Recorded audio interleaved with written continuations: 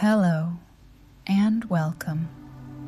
I'm so glad you're here on this special night. Before we begin, if these sleep stories bring you peace, I'd be grateful if you'd take a moment to like this video and subscribe to the channel. It helps others discover these restful journeys too. You can also tap the notification bell for new stories. But for now, let everything else fade away. This is your time to rest, to find peace, to experience the quiet magic of Christmas Eve. Let's take a few moments to prepare your body and mind for tonight's journey. There's nowhere else you need to be. Just allow yourself to be here, ready to find your way home. Find your most comfortable position. Let your body be fully supported. Adjust anything you need. This is your time for deep, restorative rest on this peaceful Christmas Eve. Bring awareness to your breathing. You don't need to change it. Just notice it. The gentle rise and fall of your chest. The soft flow of air moving in and out, like snow falling softly outside a window. Take a slow, deep breath in through your nose. Hold it gently and release it slowly, letting it carry away any stress or worry from the holiday season. Again, breathe in slowly, hold and release, feeling your body sink deeper into comfort with each breath. One more time, breathing in peace, holding that calm, and breathing out anything you no longer need to carry. Now, let your breathing return to its natural rhythm, easy and effortless. Feel your forehead becoming smooth and soft. Any tension from the busy holiday season melts away. Your forehead is calm, relaxed, at peace. Your eyes are gently closed, the muscles around them soft and loose. There's nothing you need to see right now. You're safe to rest, safe to let go. Feel your jaw releasing, teeth slightly apart. Your tongue rests softly. Your whole face is peaceful and serene, like snow settling on a quiet evening. Your neck and shoulders, where we carry so much, feel them softening now, letting go, dropping away from your ears, heavy and relaxed. Your arms rest comfortably, heavy and warm. A gentle wave of relaxation flows down through your shoulders, elbows, forearms, hands and fingers, leaving them soft and still. Your chest rises and falls with each easy breath. Your heart beats steadily, calmly, like the ticking of a clock in a warm room. Your whole torso is relaxed, supported, at ease. Feel your back against the surface beneath you. Any tension dissolves, melting away like snow in warm hands. Your legs are heavy and warm. Feel relaxation moving down your thighs, past your knees, into your calves, down through ankles, feet, all the way to your toes. Your entire body rests in deep, peaceful relaxation. Heavy, warm, comfortable and still. And your mind, your beautiful mind that has carried so much during this busy season. Give it permission to rest now. Thoughts may come, like travelers passing through. Let them come and go. You don't need to hold them. You are safe. You are warm. You are ready to rest. In a moment, we'll visit a small train station on Christmas Eve, a place where travelers find warmth, kindness, and their way home. A story where nothing urgent happens. No stress, no rushing, just peace and gentle human kindness. let it be a soft place for your mind to rest. If you drift away into sleep at any point, that's perfect. That's exactly what this is for. Take one more deep breath, in and out. Now, let's begin. Snow is falling softly as you walk through the quiet streets toward the train station. It's Christmas Eve, late in the evening, and the world is hushed and peaceful. Each snowflake drifts down slowly, catching the light from street lamps and the Christmas lights that decorate the shop windows you pass. Your breath makes small clouds in the cold air, but you're warm enough in your coat and scarf. The town is small and charming, the kind of place where everyone knows everyone, where Christmas is celebrated with genuine warmth and care. You can see the train station ahead, a beautiful old building made of red brick with white trim. It's decorated for Christmas with evergreen garlands and red bows on the windows. Warm golden light spills out onto the snowy platform, inviting and welcoming. You're not quite sure why you're here. Not exactly. You need to get somewhere, or perhaps you're already where you need to be. It doesn't matter. What matters is that the station is open, warm, and waiting. You climb the steps to the platform, your footsteps crunching in the fresh snow. The platform has been cleared recently, but a fresh dusting of snow is already covering it again, creating a pristine white carpet. Old-fashioned gas lamps cast pools of golden light along the platform's length. A sign by the door reads, Havenbrook Station, in elegant script, and below it, all are welcome. The door is made of dark wood with a brass handle, polished to a shine. A small wreath hangs on it, made of fresh pine and decorated with red berries and a velvet bow. You open the door and step inside. The station interior. The warmth embraces you immediately, a welcoming contrast to the cold outside. The interior of the station is everything a train station should be, and more. It's a perfect blend of functionality and comfort, made even more magical by Christmas decorations that don't overwhelm but enhance the space's natural charm. The waiting room is large and high-ceilinged, with dark wood paneling on the walls that's been polished until it gleams softly in the lamplight. The floor is made of worn but well-maintained wooden boards that creak very slightly and comfortably as you walk across them, each sound speaking of decades of travelers who've passed through this space.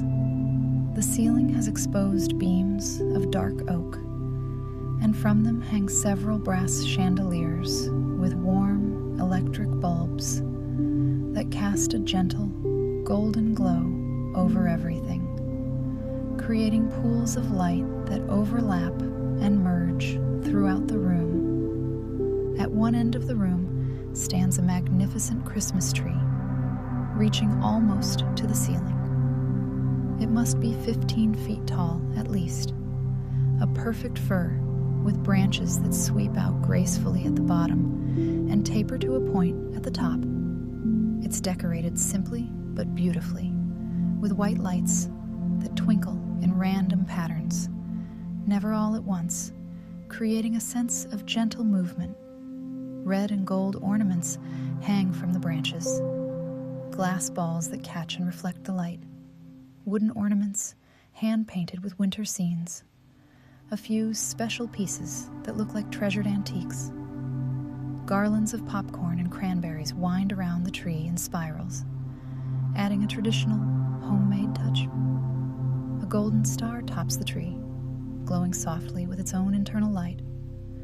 Beneath the tree are wrapped presents in rich colors, deep reds and forest greens, royal blues and shimmering golds.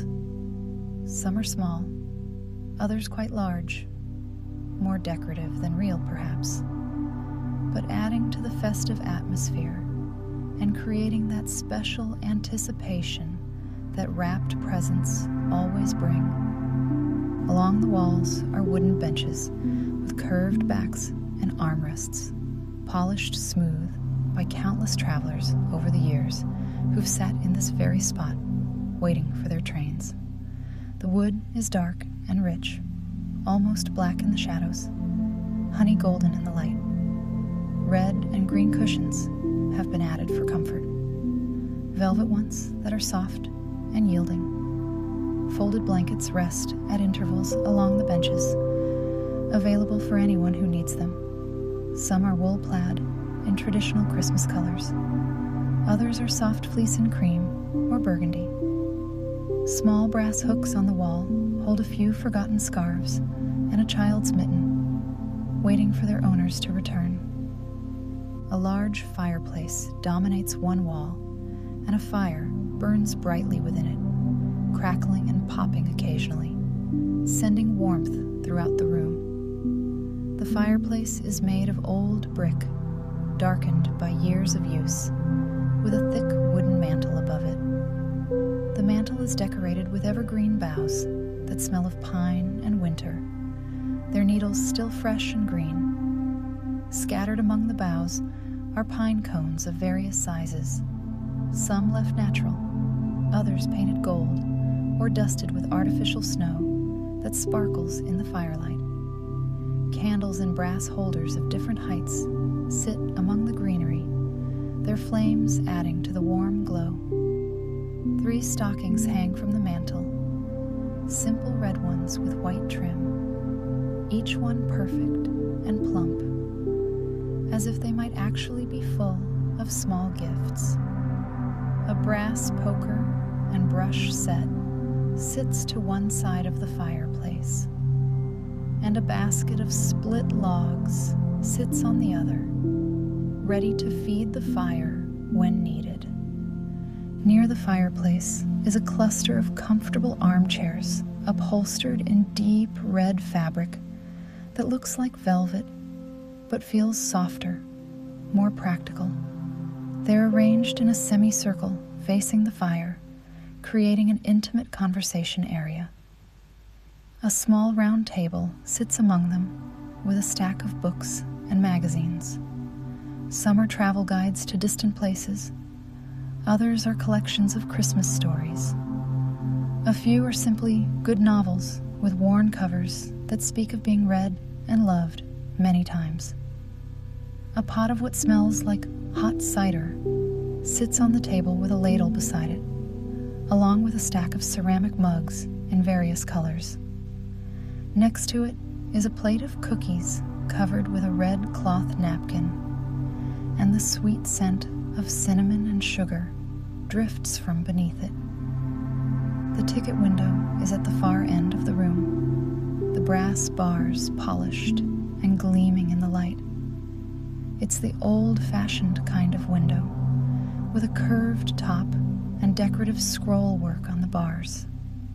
Behind it, you can see shelves with old-fashioned luggage tags hanging from pegs, timetables yellowed with age but carefully preserved, and various supplies arranged in neat order. A vintage cash register sits on the counter, its brass keys and elaborate decoration speaking of a different era. An adding machine with a roll of paper sits beside it. There's a holder with rubber stamps and an ink pad, a stack of tickets bound with a rubber band, a wooden box with a sliding lid that probably holds change. But no one is at the window right now. Instead, you notice the station master standing near the Christmas tree, adjusting an ornament that had slipped slightly. He's an older gentleman with silver hair, neatly combed back, and kind eyes that crinkle at the corners as if he smiles often. He wears a navy blue uniform that's perfectly pressed, with brass buttons down the front that catch the light. A brass badge on his chest is engraved with Station Master, Havenbrook Station, in elaborate script. He wears a matching cap with a black brim and a brass emblem. Everything about him speaks of pride in his work, of taking care of this place and the people who pass through it. He turns as you enter, and his face lights up with a genuine smile. "Good evening," he says, his voice gentle and welcoming, with a warmth that goes beyond mere politeness. "Merry Christmas. Welcome to Havenbrook Station. Come in, come in. Get warm by the fire." His voice has a quality that makes you feel immediately welcome, immediately safe, as if you've arrived at a place where you're expected and valued. You thank him and move toward the fireplace, unwrapping your scarf as the warmth seeps into you. The station smells wonderful. It's a complex blend of scents that all speak of Christmas and home.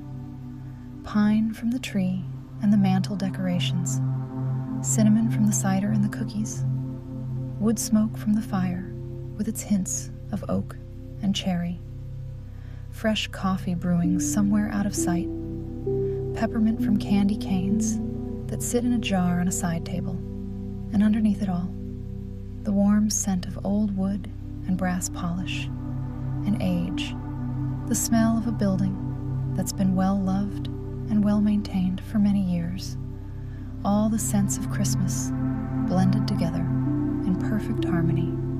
As you settle into one of the armchairs by the fire, sinking into its comfort, you notice you're not alone. There are a few other travelers scattered around the waiting room, each in their own space, each lost in their own thoughts, each waiting for the Christmas train. They're far enough apart to give each person privacy, close enough to create a sense of community. The waiting room is large enough that no one feels crowded, yet intimate enough that you all share the same warm air, the same firelight, the same peaceful anticipation. The station master approaches with a tray, and you realize he's the one making everyone feel welcome, playing host as much as managing the station.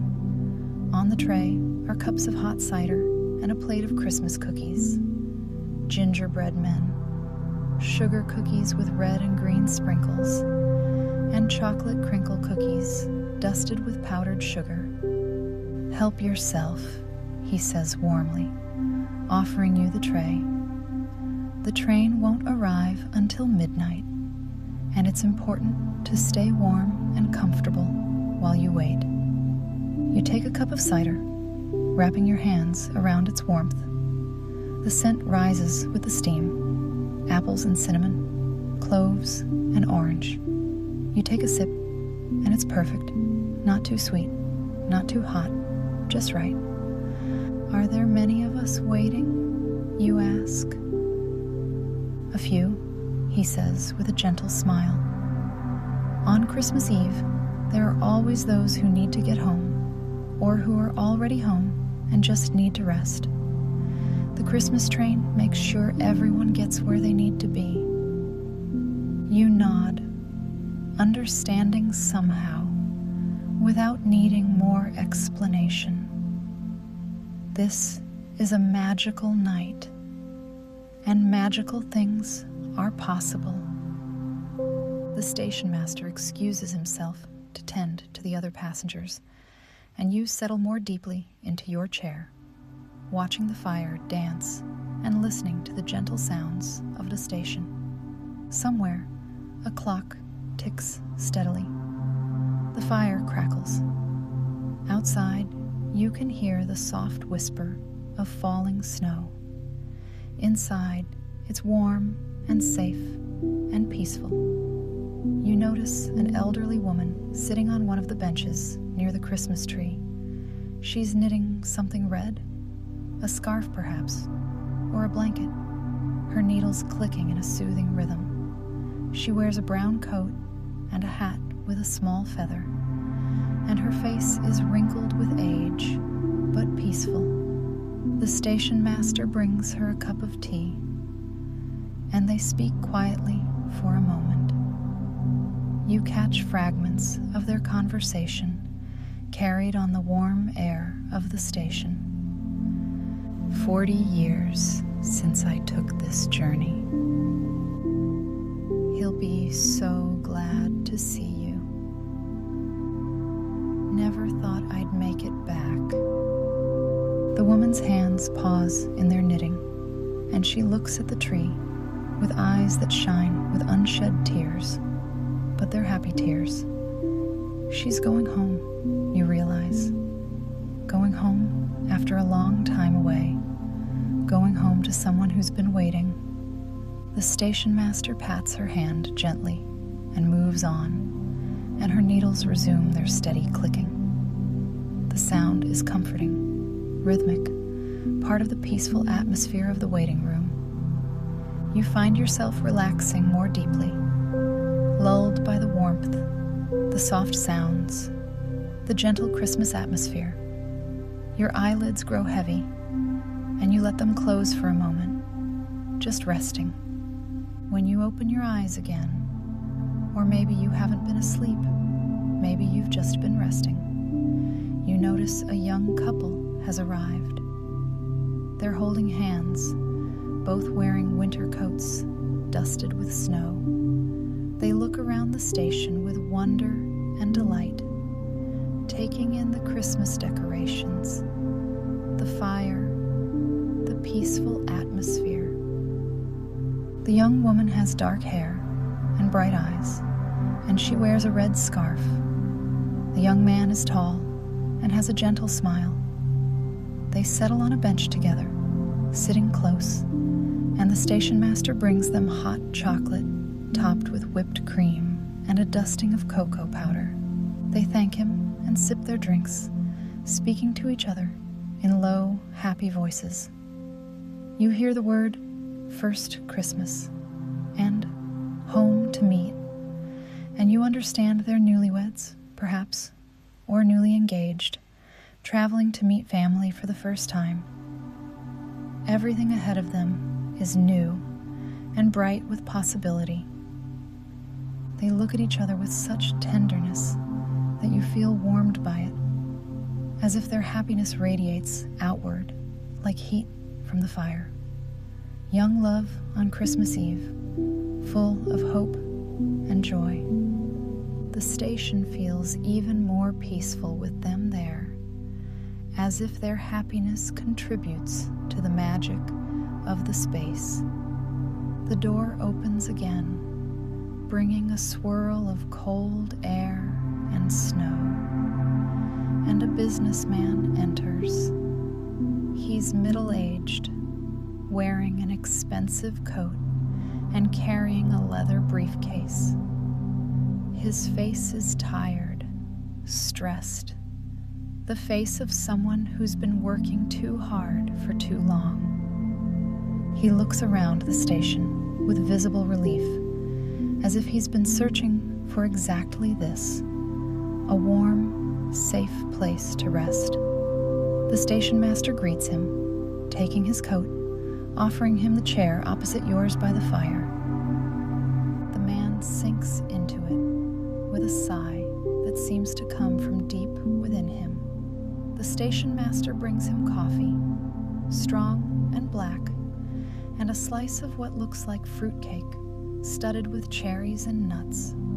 I almost didn't make it, the businessman says to no one in particular, or perhaps to everyone. So much to do, so many meetings. I almost stayed at the office, almost missed Christmas entirely.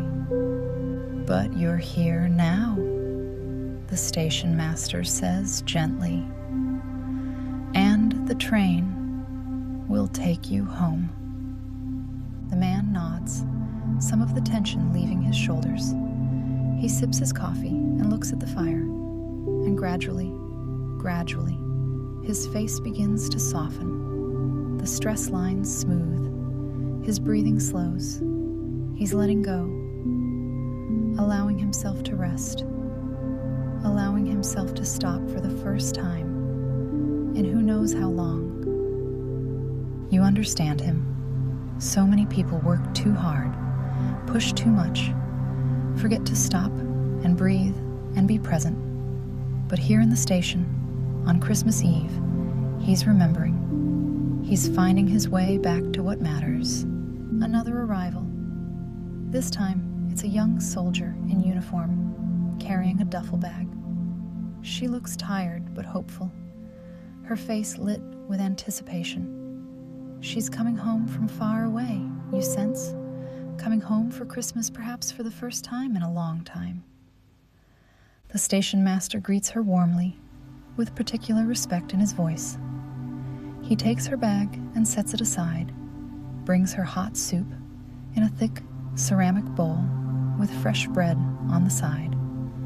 She accepts it gratefully and settles at a small table near the window, where she can watch the snow fall while she eats. You watch her reflection in the window as she eats slowly, savoring each bite. She's thinking of home, of the people waiting for her, of being in a place where she doesn't have to be strong and alert and ready. Here in the station, and soon on the train, and then finally at home, she can rest. She can be herself again. The station master brings her a blanket without being asked, and she wraps it around her shoulders, smiling her thanks. He has a way of knowing what people need, you notice. It's his gift, this ability to offer comfort at exactly the right moment. An older man enters next, dressed in layers of worn but clean clothing, carrying a backpack that's seen better days. He has the look of someone who's been traveling for a long time, who maybe doesn't have a permanent home, who wanders from place to place. But the station master greets him with the same warmth he's shown everyone else, without judgment, with only kindness. Welcome, friend. Come, get warm. The wanderer seems surprised by this welcome, as if he's not used to being treated with such respect.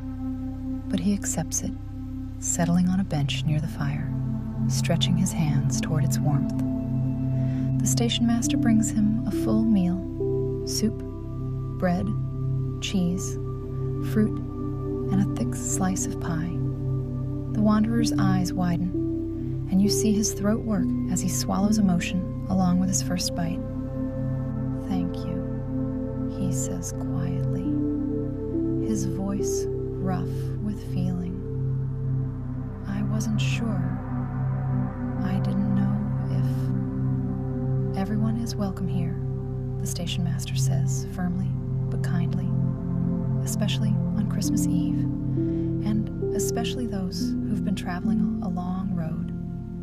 The wanderer nods and eats slowly, and you can see some of the weariness leaving him. He's safe here. He's warm. He's fed. He's welcome.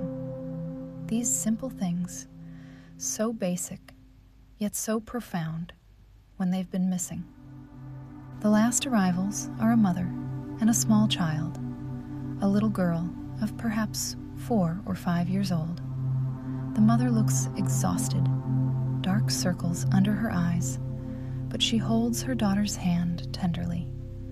The little girl is drowsy, rubbing her eyes, carrying a stuffed rabbit that's clearly beloved and well worn.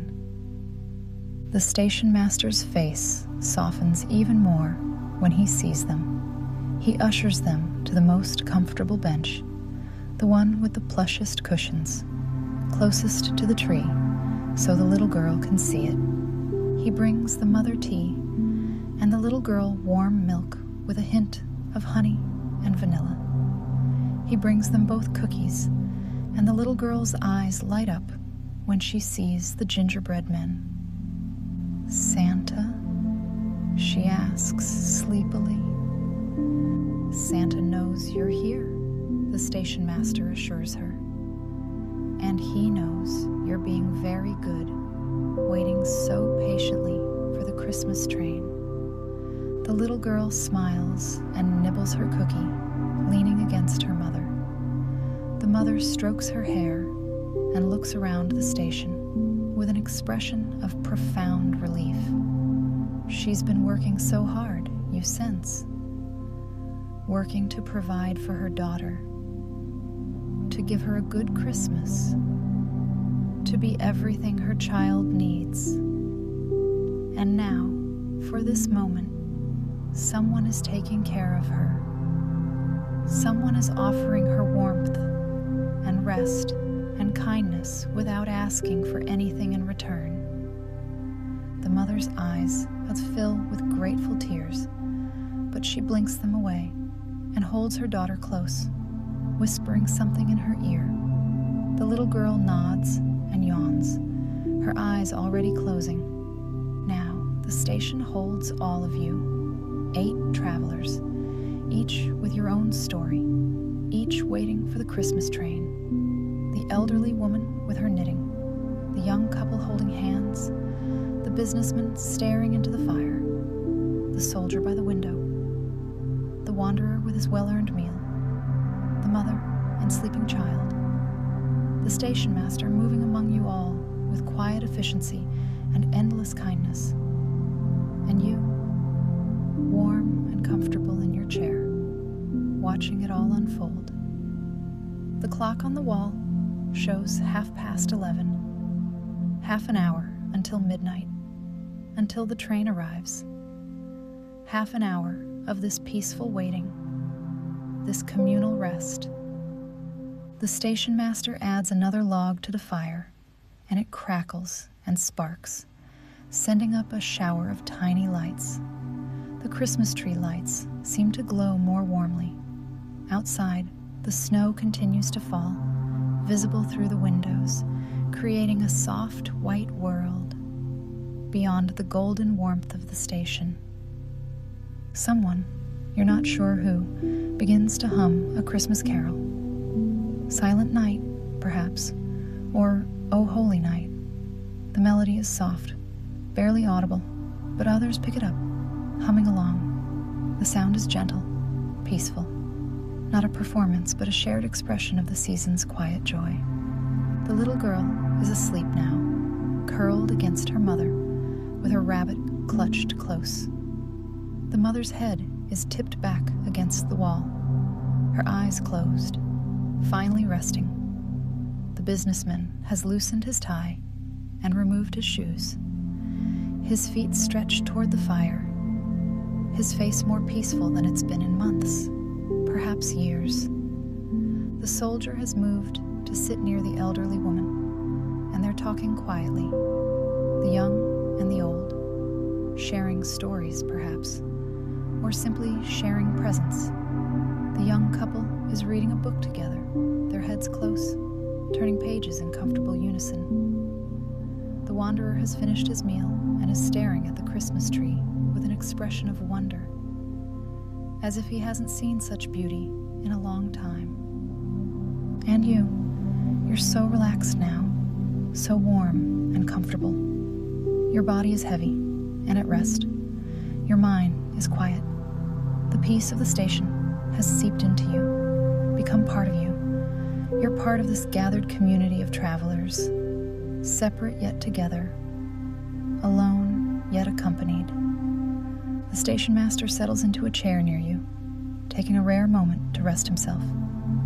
He's been so busy taking care of everyone, making sure each person has what they need, that you haven't really looked at him closely.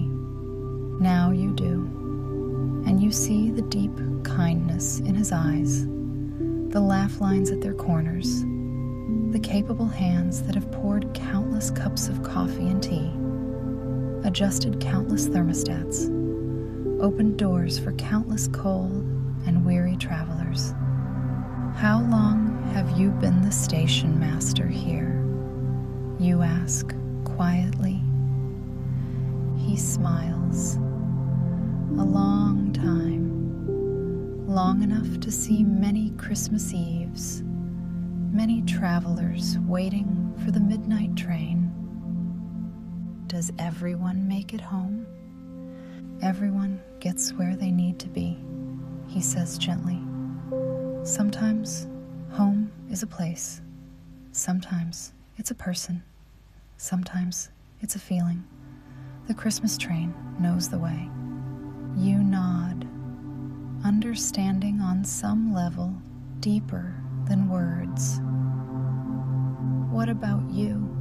You ask. Don't you need to get home? His smile deepens.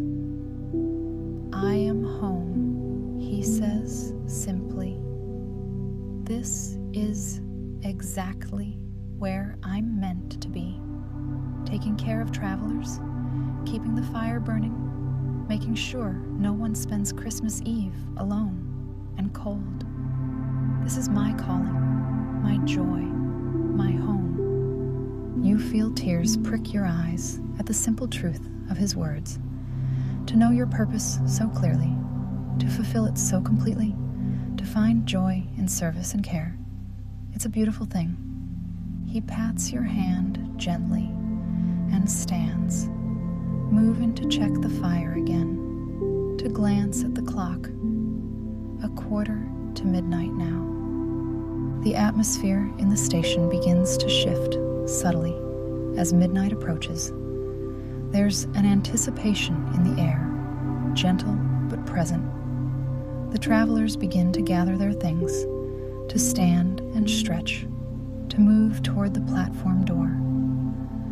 The station master helps the mother wake her daughter gently. The little girl blinks sleepily and smiles when she sees the Christmas tree one more time. The businessman puts on his shoes and tie, but his face remains peaceful. The soldier shoulders her duffel bag with renewed energy. The elderly woman carefully packs away her knitting. The young couple stands hand in hand. The wanderer carefully puts on his layers, accepting a new warm hat that the station master produces from somewhere. You stand too, gathering your coat and scarf, though you're not cold.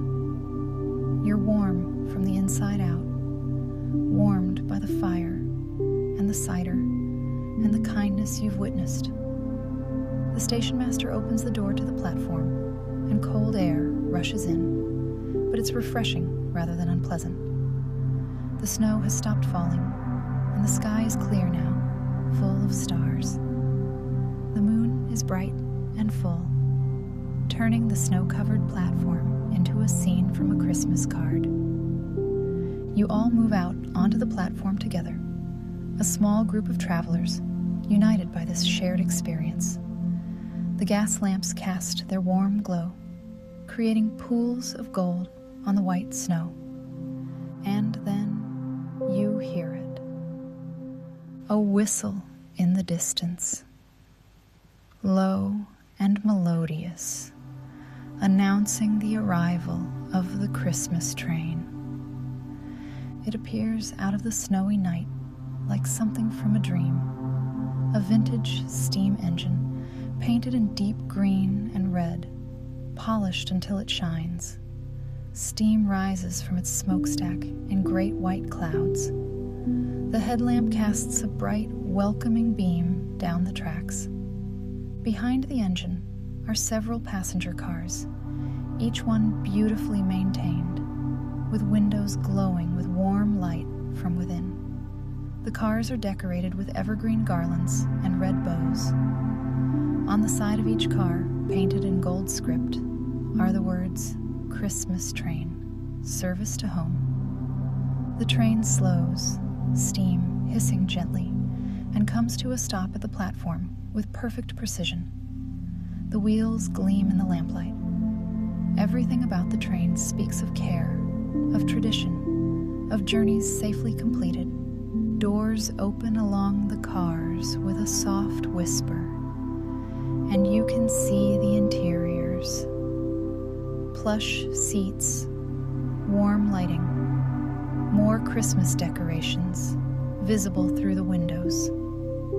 The train is ready to receive its passengers, to carry them home. A conductor steps down from the first car. Like the station master, he's an older gentleman with kind eyes, wearing a traditional conductor's uniform with a brass badge and a cap.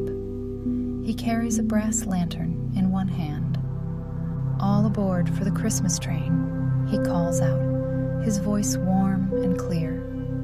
Service to home, service to heart, service to wherever you need to be. All are welcome. All will arrive safely. The travelers begin to board. The elderly woman first, the conductor helping her up the steps with gentle care. The young couple next, their faces glowing with happiness. The businessman, looking back once at the station as if to commit it to memory. The soldier, standing straight and proud as she climbs aboard.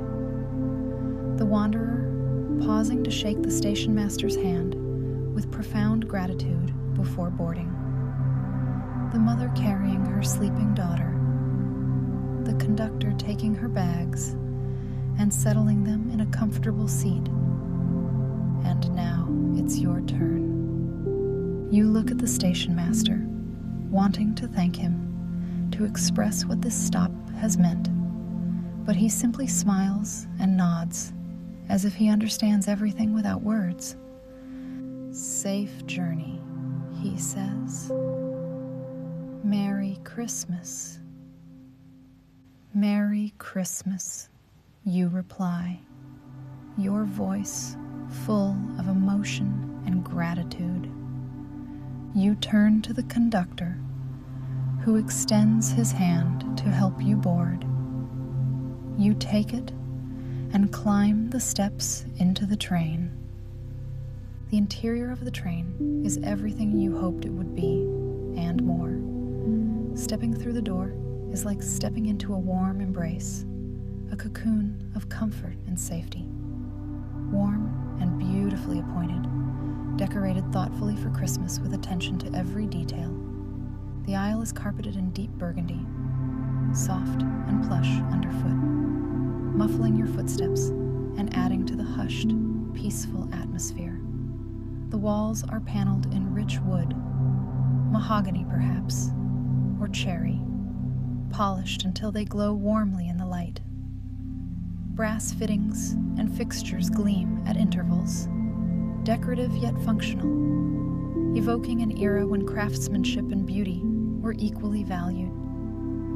The seats are upholstered in red velvet, deep and soft, arranged in pairs facing each other around small wooden tables by the windows, and in rows facing forward in other sections.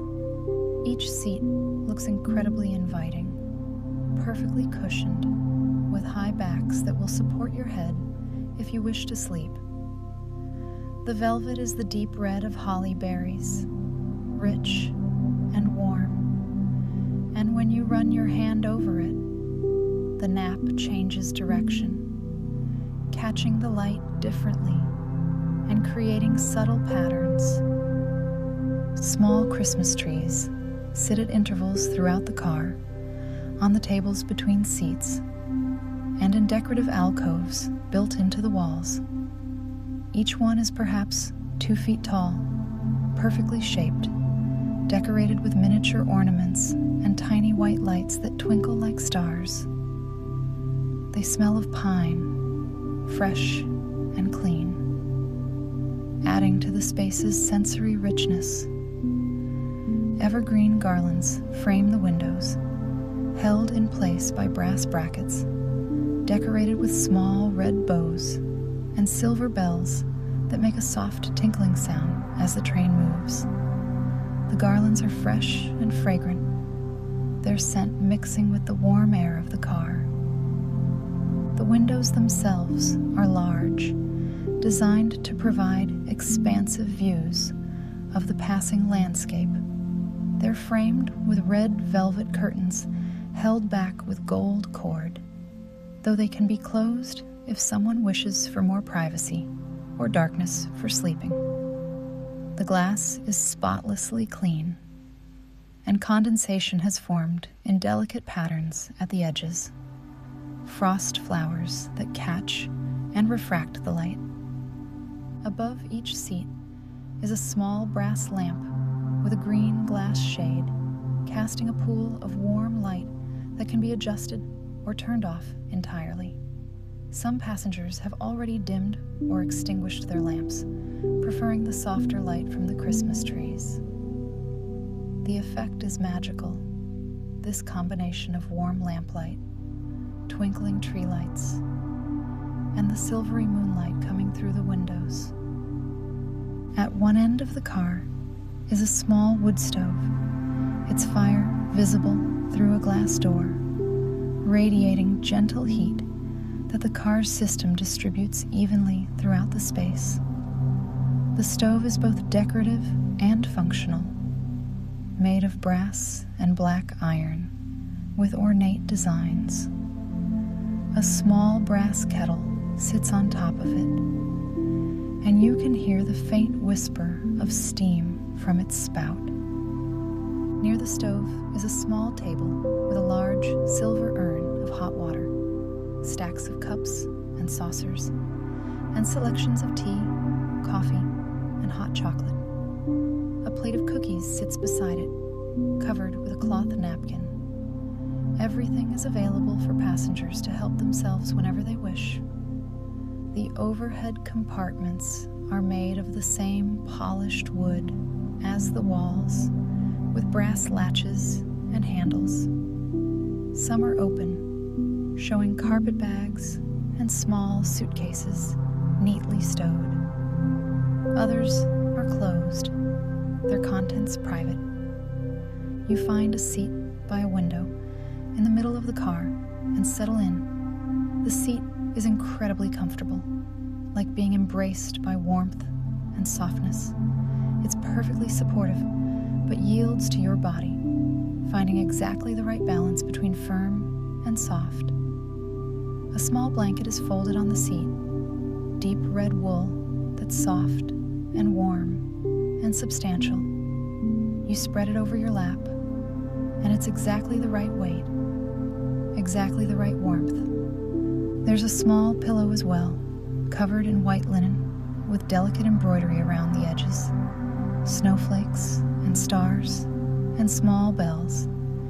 You place it behind your head, and it's perfect, supporting without being too thick or too thin. On the small table by your window is a brass candle holder with a white candle, currently unlit. Next to it is a small glass vase with a single red rose, its petals perfect, its scent subtle but present. There's also a small brass bell, polished to a shine, presumably to call the conductor if needed. The other passengers are settling in around you throughout the car. You can see them without them being too close, hear the soft sounds of their movements without being disturbed by them. The little girl is already asleep again in her mother's arms, her head on her mother's shoulder, her rabbit tucked between them. The mother has removed her shoes and curled her feet up on the seat, the blanket pulled over both of them. Her eyes are closed, her face finally peaceful, the lines of worry and exhaustion beginning to smooth.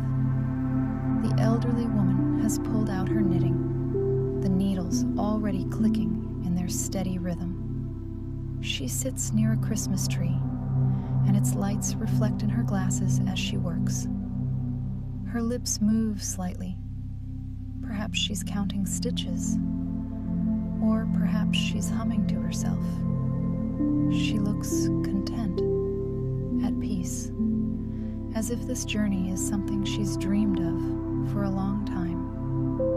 The young couple sits together in seats that face each other across a table, their knees faces almost touching. They're reading a book together, taking turns turning the pages, their heads close. Occasionally, one whispers something to the other, and they smile. Their hands are clasped on the table between them, fingers intertwined. They're in their own world, complete in each other. The soldier has chosen a seat by a window on the opposite side of the car, and she sits very still, very straight, looking out at the passing night. But there's a softness to her posture that wasn't there before, a relaxation in her shoulders. She's allowing herself not to be on guard, not to be alert to danger.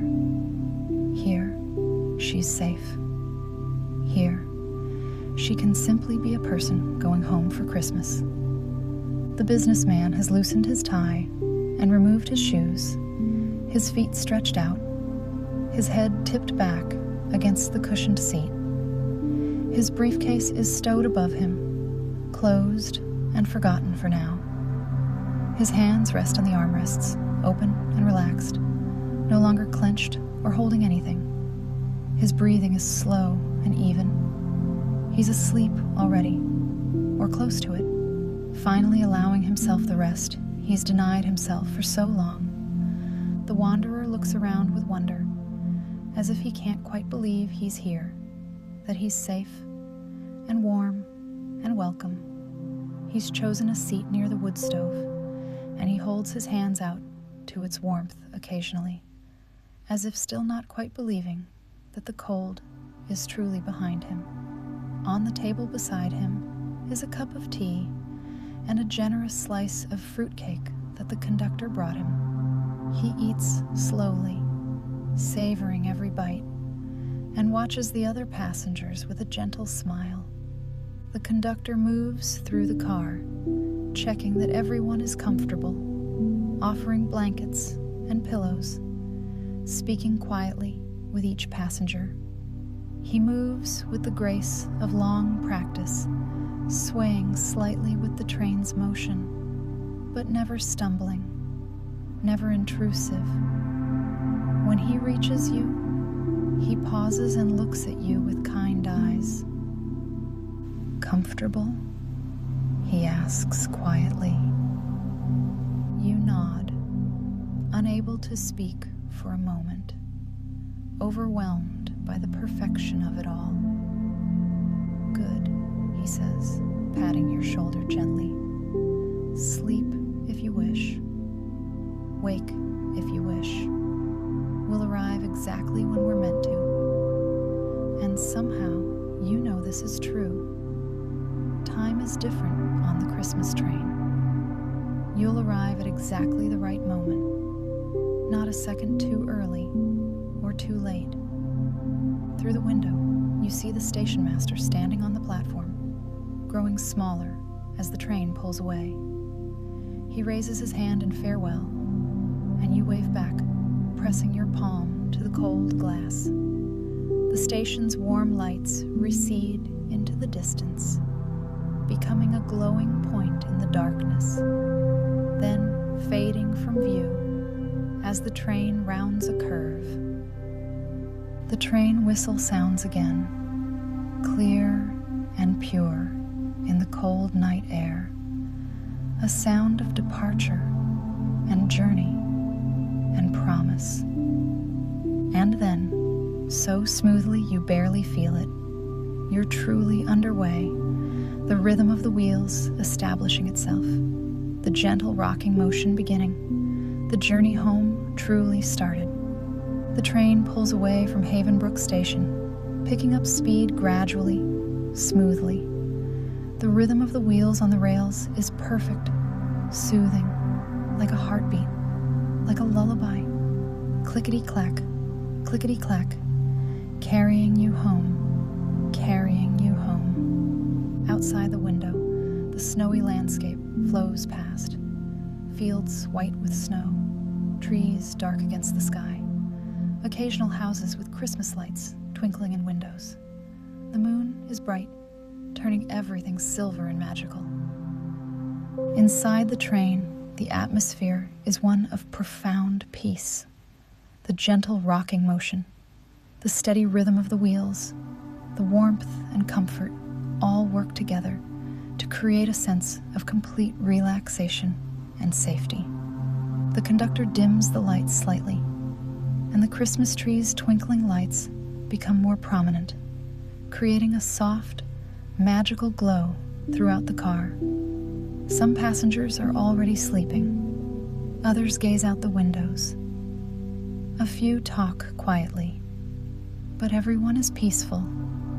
Everyone is content. You feel your eyelids growing heavy. The day has been long. The season has been busy. But now you're here, safe on the Christmas train, going home. Wherever home is, a place, a person, a feeling, you're going there now. The train's motion is so soothing, so steady. The wheels sing their lullaby. The warmth embraces you. The soft lights glow. The peaceful presence of the other passengers, all on their own journeys home, creates a sense of community and safety. You let your eyes close just for a moment, just to rest them. Time becomes fluid, dreamlike. You drift in and out of sleep. Or perhaps you're in that peaceful state between waking and sleeping, where everything is soft and gentle and good. Through your window, you see beautiful things. A deer standing in a snowy field, watching the train pass.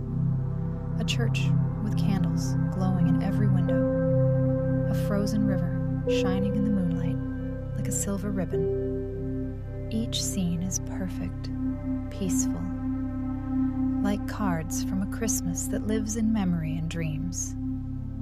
The train carries you through the night, through the landscape of winter and memory and hope. Time doesn't matter here. Only the journey matters, and the destination waiting at the end.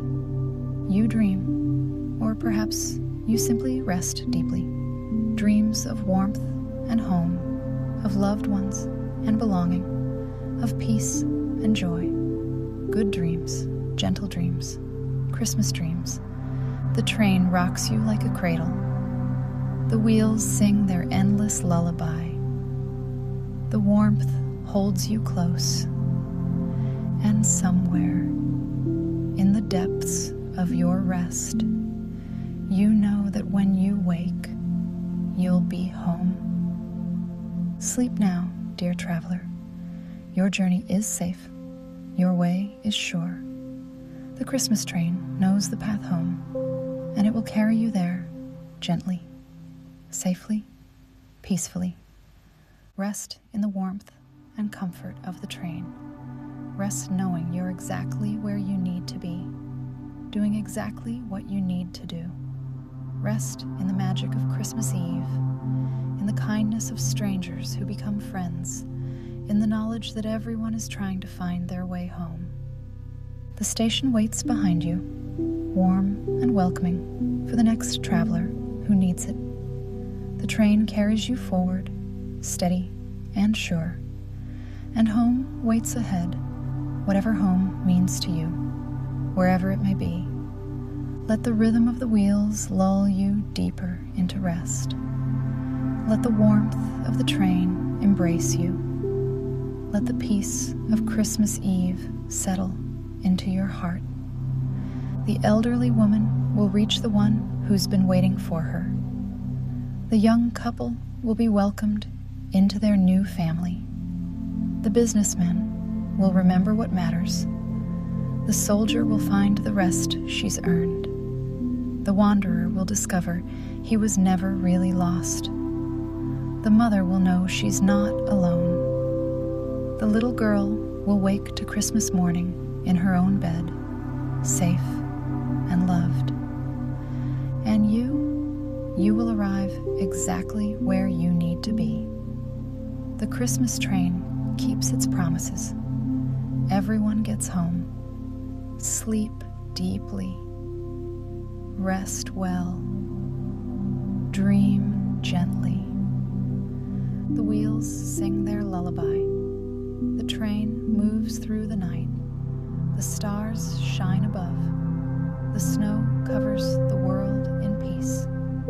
All is calm. All is bright. Merry Christmas and good night.